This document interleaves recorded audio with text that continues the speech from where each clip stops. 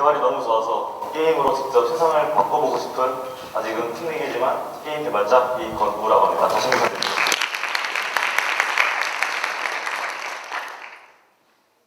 오늘 되게 밖에 보니까 오후부터 갑자기 날이 따뜻해지더라고요.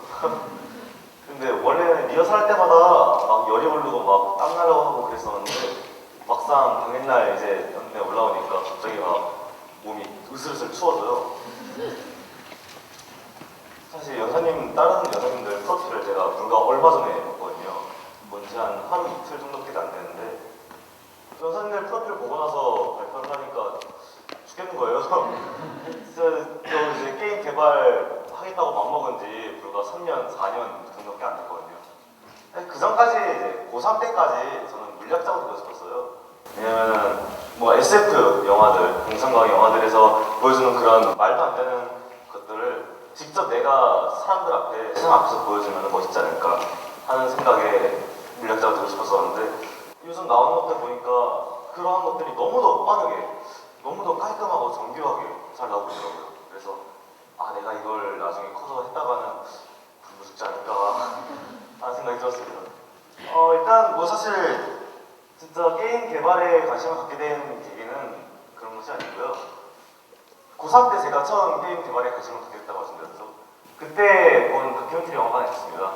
바로 인디게임 더 무비라는 영화였어요. 이것은 제가 게임에 대해 갖고 있던 인식을 굉장히 크게 바꿔준 영화였는데요. 말 그대로 이제 제가 덕질을 하게 된 계기죠. 여기서는 이제 한 명 내지 두 명 정도가 이제 인디 하시는 분들이 인디 게임을 개발하는 그 과정과 삶을 다룬 다큐멘터리 영화였는데요. 이전까지 저는 게임은 단순히 친구들끼리 모여서 PC방에 가서 뭐 현질하거나 뭐 노가다를 하거나 아니면 뭐 내기를 하거나 이런 식의 게임밖에 저는 생각을 한 적이 없었거든요. 하지만 이 영화에서 보여준 게임에 대한 모습은 너무너무 달랐습니다. 이분들이 말씀하시기를 게임은 내게 있어서 나만의 세상을 표현하기 위한 하나의 예술적 도구이다. 너무 멋있지 않아요? 저 이거 또 완전히 하거든요. 와, 진짜 사실 예술이라고 하는 단어가 사람들로 하여금 되게 가슴을 막 물렁거리게 하는 미묘한 떨림을 주는 그 마력이 있잖아요. 저만 그런지 모르겠지만 저는 결국 그 마력에 홀려서 나는 게임 개발을 해야겠다 하고 마음을 먹고 말았습니다. 하고 싶다고 마음을 먹었는데 어떻게 하나요? 해봐야죠. 그래서 결국 유니스트를 와서 물리학과를 안 가고 컴공과를 갔습니다. 게임 잘 만들어 보려고. 아무것도 모르는데 프로그래밍도 그때 처음 배운 거거든요. 그렇게 이제 아는 게 전혀 없으니까 일단은 다 부딪혀봐야죠. 직접 몸으로 뛰고 돈 쪼개고 시간 쪼개고 해서 배우는 것밖에는 제게 방법이 없었습니다. 그렇게 배웠던 배우는 것들 중 하나가 바로 15년 6월에 있었던 게임의 인문학이라고 하는 세미나였습니다. 서울에서 열렸던 거였는데요. 여기서는 이제 게임에 관련해서 역사학적, 미학적, 인증학적 등등 다양한 게임의 면모들을 확인할 수 있는 시간이었습니다. 이때 제가 게임 관련해서 가장 크게 충격을 받았고 지금 여러분께 소개해드리고 싶은 그 개념을 배웠는데요. 그것은 바로 게이미피케이션, 우리말로 게임화라는 것이었습니다. 이 게이미피케이션이라는 것이 정확히 무엇인가 간단하게 설명을 드려보겠습니다. 보통 집에서 학창시절 때 막 시험 앞두고 있는데 공부하기 싫어가지고 게임 같은 거 하고 있으면은 부모님들이 되게 한숨 쉬시면서 한심한 눈으로 쳐다보실 때가 있죠. 그렇게 게임하는 만큼만 공부를 했어봐라. 서울에도 가고 카스도 가고 쫙도 하고 다 할 텐데 그만큼만 공부하지. 하지만 그럴 때마다 우리는 반대로 반문할 수 있는 것입니다. 공부가 게임만큼 재밌어봐라. 그러면은 우리는 정말 그렇게 했을 것이다. 공부가 게임보다 재밌으면 그렇게 했지. 정말 그렇게 했을까요? 바로 그것을 정말 우리가 그렇게 했을까 알아보기 위해서 공부를 게임처럼 재밌게 만들어보자 하는 첫 발자국을 띄는 것이 바로 게이미피케이션입니다. 게이미피케이션이 이루어지는 과정은 참 간단합니다. 어떤 게임에 대해서 설명을 하고 서술을 할 때 우리는 어떤 긴 문장들을 이용하죠. 적을 처치하고 레벨을 올려서 최종 보스를 깨고 스토리를 깨고 내가 점점 더 강해지고 이러한 긴 문장들로 이루어진 설명을 작은 문장들로, 더 작은 단어들로 분석합니다. 그렇게 해서 나온 요소들을 일반적으로 나오는 흔한 요소들을 분류를 해봤었는데요. 뭔가 되게 익숙한 단어들이 보여요. 보상, 경쟁, 성장, 피드백. 사실 되게 간단한 거예요. 뭔가 그냥 시키는 것보다 내가 이거 했을 테니까 이거 해줘 하면 조금 더 할 마음이 들고, 나보다 앞서가는 사람이 있으면 따라잡고 싶고, 뭔가 내가 하는 이 행동들로 내가 더 강해졌으면 좋겠고, 또한 내가 하는 모든 노력들이 나로 하여금 조바심 되지 않았으면 좋겠고 하는 기본적인 심리를 자극한 요소들입니다. 물론 이전에도 이런 것들이 있었지만은 게임피케이션에서는 게임에서 이런 것들을 이용해 사람들로 하여금 자발적으로 좀 더 몰입할 수 있게 만드는 능력이 있다라고 생각을 해서 그렇게 2000년대 초반에 해외 연구진들이 그렇게 이름을 붙인 것입니다. 이런 요소들이 실제로 적용된 몇 가지 사례들 소개해 드릴게요. 이분은 코스믹 미하요라고 하시는 이제 물리치료가 하고 이제 프로그래밍 하시는 분인데, 네. 이분이 개발하신 마이라라는 게 있는데, 이거는 이제 물리치료를 받아야 하는 분들을 위해 제공되는 프로그램 플랫폼입니다. 여기서 제공하는 물리치료라는 행위가 굉장히 불편하고 단순하고 지루합니다. 그래서 팔 이렇게 단순히 왔다 갔다 하고 하는 행동만 반복해야 하는 건데요. 그렇기 때문에 실제 환자들의 치료 불이행률이 70% 이상이 넘는다고 합니다. 불이행률이요. 그래서 이 문제를 어떻게 하면 해결할 수 있을까 해서 이 사람은 직접 게임을 만들었습니다. 그리고 이제 그때 15년 5월에 이분이 또 테드에서 발표를 했었는데요. 그때 있었던 영상을 한번 틀어드리겠습니다.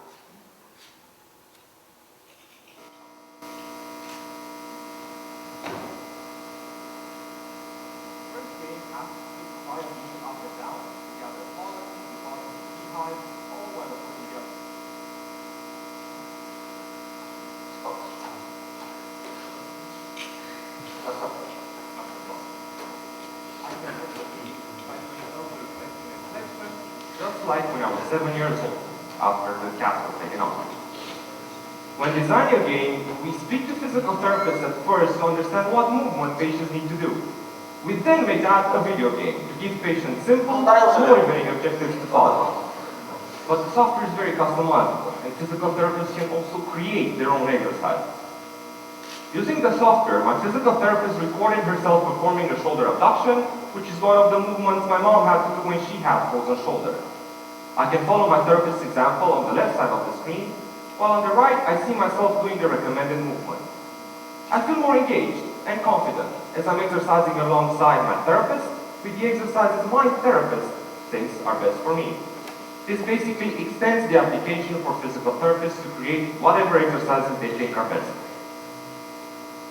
This is an auction house game for preventing falls, designed to strengthen muscles and improve balance. As a patient, I need to do sit-to-stand movements, and when I stand up, I bid for the items I want to buy.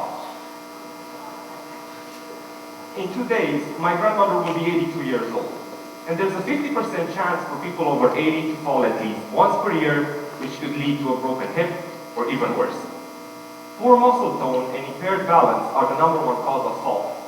So reversing these problems through targeted exercise will help keep older people like my grandmother safer and independent for longer. When the schedule ends, Myra briefly shows me how I progress throughout my session. 잘 보셨어요? 네. 이 요새 방금 코스믹 미하요라는 분이 만든 이 마이라라는 거에서 제공하는 게임적 요소들이 무엇이 있었을까요? 첫째로는 물리치료를 할 때 내 몸이 나아지고 있다는 것을 실감하기 굉장히 어렵습니다. 계속 반복해봤자 나는 팔만 아프고 이게 진짜 내 몸이 나아지고 있는지 잘 몰라요. 하지만 아무리 가상의 게임적 포인트라고 할지라도 그 포인트가 내게 주어지는 것으로서 내가 뭔가 보상을 받고 있고 내가 굉장한 것을 하고 있구나라는 그런 인식을 줄 수 있다는 거죠. 그리고 그 포인트가 척척 누적되고 쌓이면서 나는 내가 조금씩 몸이 나아지고 있겠거니 할 수도 있는 것이고, 또한 이것이 물리치료사에게 실시간으로 정보가 전달이 되면서 얼만큼 몸이 나아지고 있습니다 하는 피드백을 보다 빠르게 받을 수 있게 되는 것입니다. 또 다른 예시를 보여드릴게요. 얼마 전에 미국 대선이 있었죠. 사실 이번 대선 결과를 미국 내에서는 실제로 예측한 사람들이 조금 많았다고 합니다. 세븐일레븐 이제 편의점 우리나라에도 많이 있죠. 미국에 있는 세븐일레븐에서는 미국 대선 때마다 각 정당 색깔을 상징하는 컵의 판매량을 통해서 사전 여론조사를 시행한다고 합니다. 이것은 2012년에 있었던 오바마 대통령의 재선 당시 기록입니다. 회색으로 표시된 부분은 세븐일레븐 지점이 없는 주고요. 파란색이 민주당에서 더 많이 팔린 주를 의미합니다. 보면은 오바마를 상징하는 파란색이 롬니를 상징하는 빨간색보다 월등히 많은 것을 볼 수 있죠. 결국 이 기록이 유지되고 오바마 대통령은 재선에 성공했습니다. 그렇다면 올해 2016년 트럼프 대통령이 당선된 이번 대선 어땠을까요? 보라색은 나는 어느 누구도 지지하지 않는다, 중립을 택하겠다라고 말하는 사람들의 표였습니다.